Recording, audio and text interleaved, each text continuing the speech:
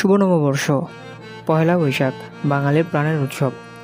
বাঙালিরা এই দিনটাকে খুব উৎসব উদ্দীপনার মধ্য দিয়ে পালন করে থাকে। তবে আমরা কি এই নববর্ষের ইতিহাস সম্পর্কে জানি? চলুন আজ আমরা বাংলা নববর্ষের ইতিহাস সম্পর্কে জানব।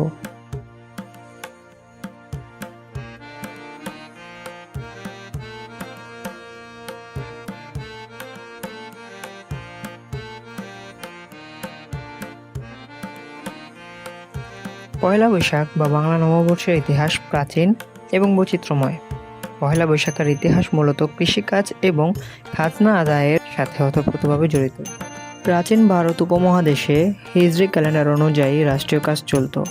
তখন কৃষকদের খাজনা দিতে কিছুটা সমস্যা হতো, কারণ হিজরি ক্যালেন্ডার চন্দ্র নির্ভর আর কৃষিকাজ চলে সৌর মাস বা ঋতু অনুযায়ী।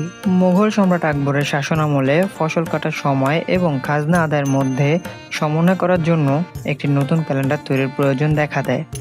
সম্রাটের নির্দেশে বিখ্যাত জ্যোতির্বিজ্ঞানী ফতেউল্লাহ সিরাজি সৌর বছর এবং হিজরি ক্যালেন্ডারের উপর ভিত্তি করে নতুন ফসলি সন প্রবর্তন করেন, যা আজ আমরা বঙ্গাব্দ বা বাংলা সন হিসেবে জানি। পয়লা বৈশাখ মানেই ব্যবসায়ীদের নতুন খাতা বা হাল খাতা। মুঘল আমল থেকেই ব্যবসায়ীরা বছরের প্রথম দিনে পুরনো বছরের সব দেনা পাওনা চুকিয়ে নতুন খাতা খুলতেন। 20 শতকের মাঝামাঝি সময়ে পহেলা বৈশাখ বাঙালির জাতীয়তাবাদী চেতনার প্রতীক হয়ে ওঠে।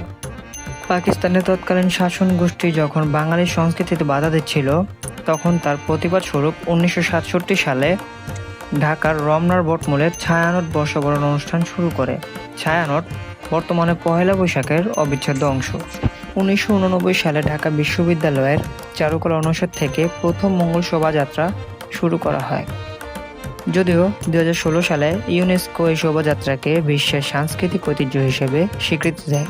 যদিও 2024 সালের গণ অভ্যুত্থানের পর থেকে এই যাত্রার নামকরণ করা হয় আনন্দ শোভাযাত্রা। ইতিহাসের ধারাবাহিকতায় বৈশাখী মেলা, লোকজ গান, মাটির পুতুল এবং পান্তা ইলিশের মতো বিষয়গুলো এই উৎসবের সাথে যুক্ত হয়েছে। মূলত পহেলা বৈশাখের শুরু হয়েছিল মুঘল সম্রাট আমলে কর আদায়ের সুবিধার্থে, কিন্তু সময়ের সাথে সাথে বাঙালির মুক্তির আনন্দ এবং অসাম্প্রদায়িক চেতনার উৎসবে পরিণত হয়েছে। ভিডিওটি যদি ভালো লেগে থাকে তাহলে লাইক দিয়ে এবং সাবস্ক্রাইব করে আমাদের পাশেই থাকুন। দেখা হবে পরের কোনো ভিডিওতে। ততদিন পর্যন্ত ভালো থাকবেন, সুস্থ থাকবেন। আল্লাহ হাফেজ।